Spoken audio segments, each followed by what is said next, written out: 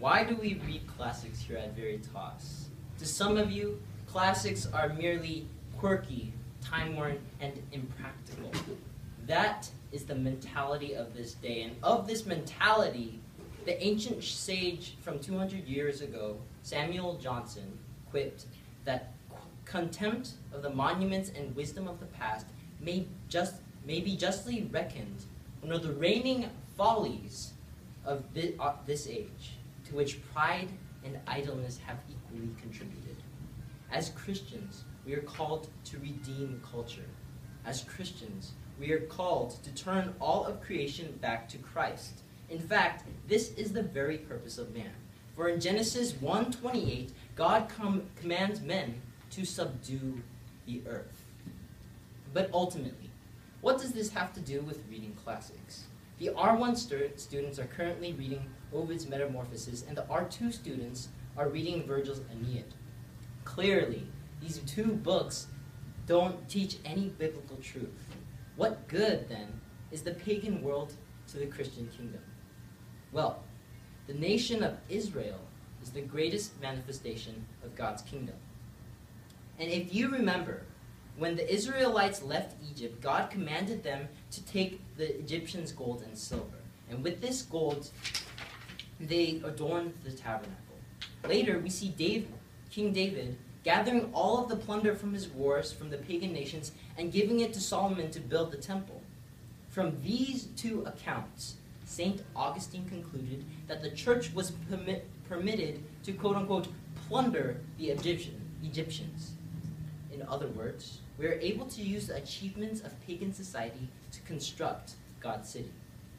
Along this stream of thought, Peter Leithart wrote that by wrestling to evaluate pagan classics biblically, we are able to plunder and process a fresh aspect of biblical truth that we would have missed if we had not read pagan classics. Pagan literature, rightly used, can give us an important peek into the fallen mind of humanity and simultaneously sharpen our view of Christ. This here is the purpose of reading classics. Reading Christian literature will help you to rediscover Christ and culture. Practically speaking, however, everything I just said could apply to any type of pagan literature, whether it be Charlotte's Web, the Hunger Games trilogy, or God forbid, 50 Shades of Grey.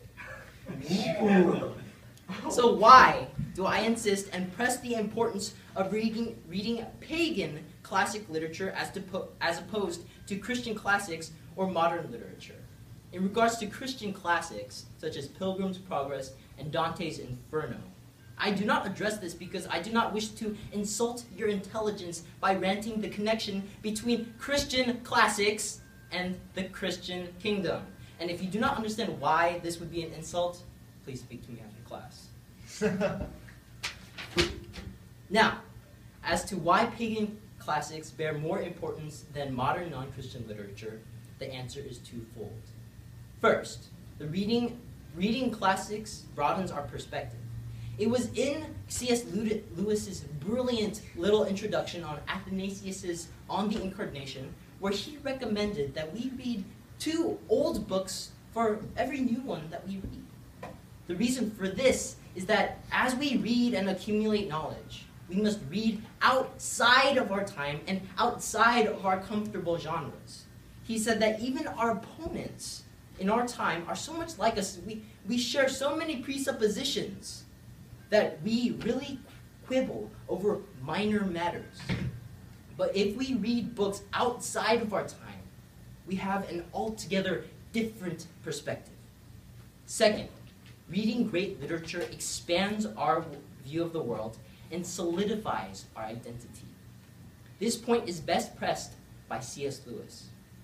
He says, quote, "Those of us who have been true readers all our life seldomly fully realize the enormous extension of our being, which we owe to authors. We realize it best when we talk with an unliterary friend. He may be full of goodness and good sense, but he inhabits a tiny world. In it, we should be suffocated. The man who is contented to be only himself, and therefore less a self, is in prison. Mine own eyes are not enough for me. I will see through the eyes of others. Reality, even seeing through the eyes of many, is not enough. In reading great literature, I become 1,000 men and yet remain myself. Like the night sky in the Greek poem, I see with a multitude of eyes, but it is still I who see.